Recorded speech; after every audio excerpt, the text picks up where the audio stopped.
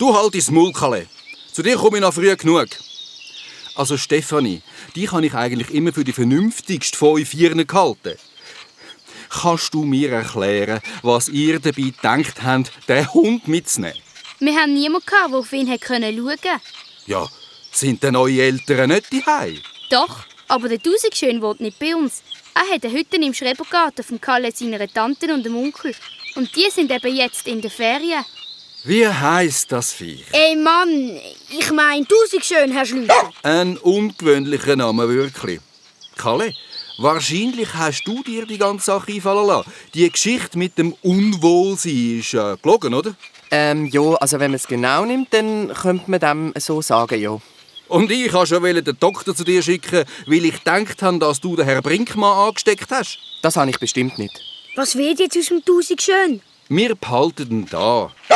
Was sollen wir auch sonst mit ihm machen? Dürfen wir ihn bei uns im Zimmer behalten?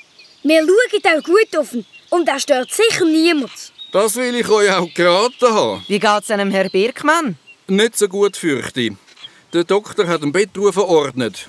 Die Waldburgs haben ihn in einem von ihren Gästezimmer untergebracht. Der Mike wird sein Bungalow übernehmen.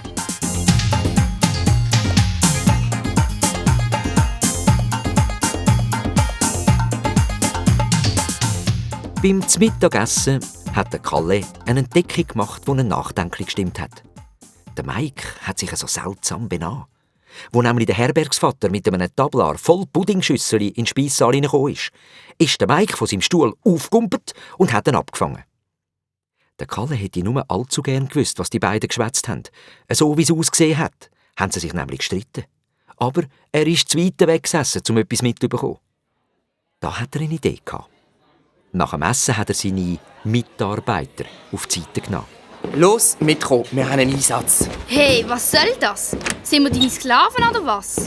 Was ist denn los? Ein Verhör.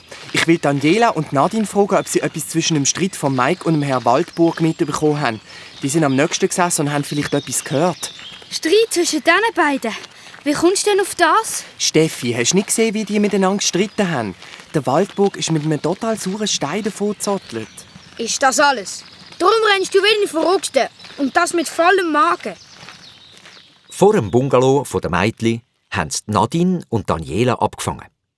Wo der Kalle sie gefragt hat, ob sie etwas gehört haben, haben die beiden zuerst nichts sagen. Das heisst, sie wollten Bedingungen stellen. Wir verraten euch nur etwas, wenn wir mit eurem Hund spazieren heute Abend und er dann bei uns schlafen. Ey Mann, ihr könnt uns mal. Nicht so schnell, Friedhelm. Man kann doch über alles reden. Da gibt's nichts zu reden. Hund gegen Informationen. Okay.